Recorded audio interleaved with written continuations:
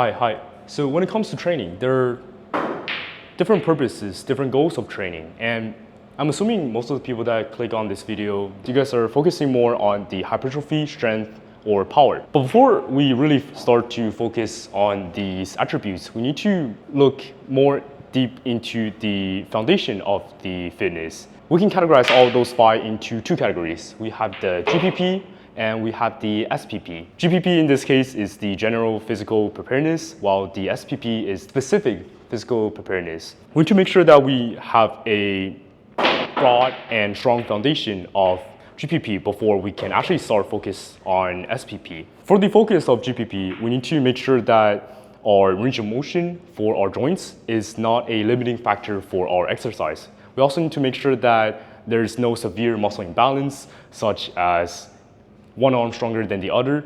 And we also need to make sure that during GPP, we need to enhance our work capacity and our aerobic capacity. Essentially, it just means that we need to make sure our muscular endurance and recovery rate are up to the bar. And when we take a look down here for this flow chart, for beginners, it is essential to train with lightweight first to develop a great muscle-mind connection, to improve our form, and develop that work capacity. Muscle-mind connection in this case is the ability to feel the muscle during, before, and after the exercise. When we have a great foundation and a sense of the muscle-mind connection, that's when we know that our form is up to the bar.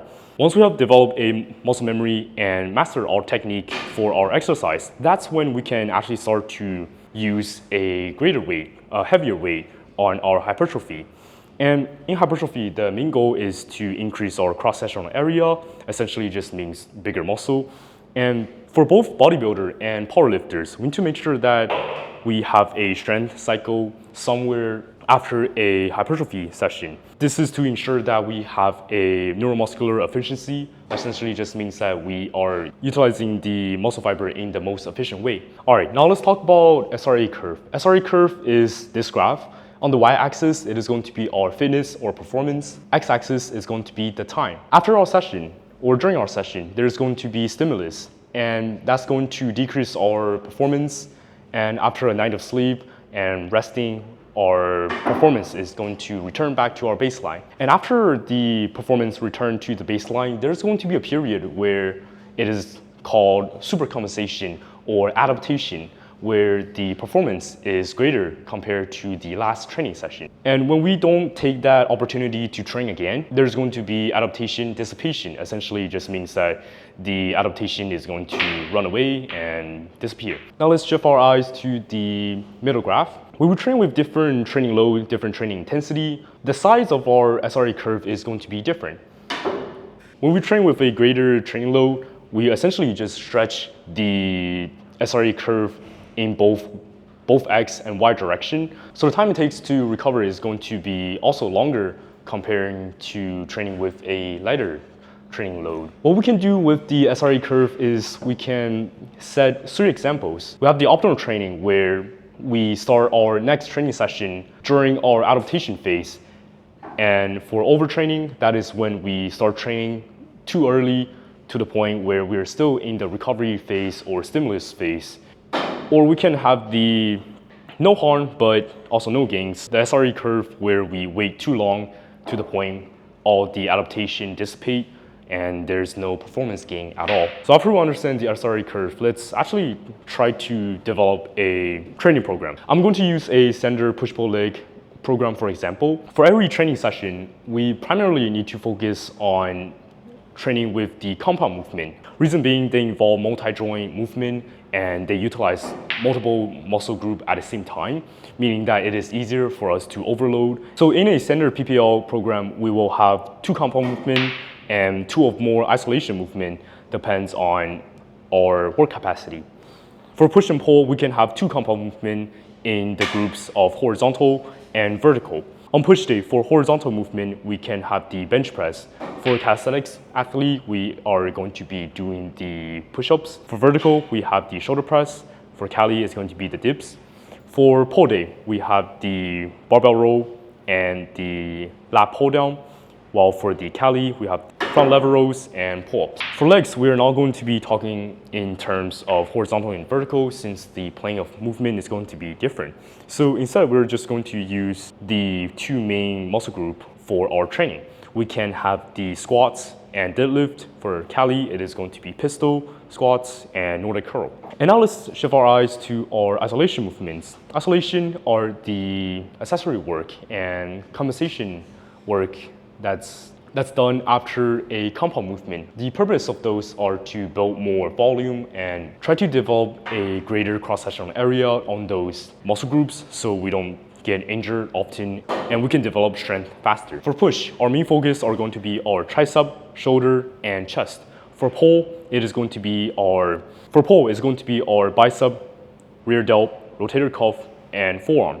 While for the leg, it is going to be our traps, lower back, core, and calves. Although there can be some variation in the isolation movement, the primarily focus is still on the compound movement. We need to make sure that those are always improving and always getting better over time. So now we understand some of the most important principles of training, and we established what we are actually training for in a training program. Now let's talk about rep progression method. Essentially, we're just setting a rep threshold. In this case, in a 3 times 8 to 12 reps, the rep threshold is going to be the maximum number. In this case, it's going to be the 12. So if we can hit 13, 13, 12 on a 3 times 8 to 12 training volume using the same weight, then we will have a low jump, either a 5 to 10 pounds or 2.5 to 5 kilograms. The amount of weight jumps depends on your training age as well as which exercise you're actually progressing on. This method is the smarter way to ensure that you're not ego lifting and ensure the best result overall. So after we pass the rep threshold, we're going to increase our load by 5 to 10 pounds. And afterwards, we need to focus on our form. Every single rep is the same as the first one. So after we surpass the rep threshold, we're going to increase the load. And while we're increasing the load, at the same time, we also need to focus on the form. And here's the example to really make this easier to understand, that after we surpass our rep threshold, we're going to add 5 pounds.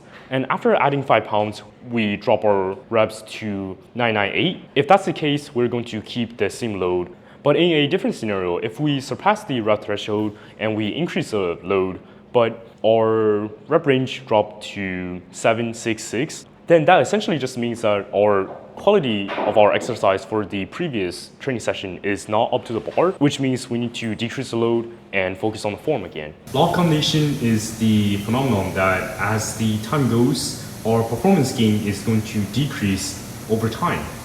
And that is one of the main reasons why we need to use variation to combat the law of combination to make sure that we can actually have the most amount of gains over time instead of just hitting plateaus after plateaus because we don't change the exercise. And we're going to talk more about exactly how this works in our next video. So if you find the previous video to be helpful, please leave a like, subscribe, and I'll see you in the next video.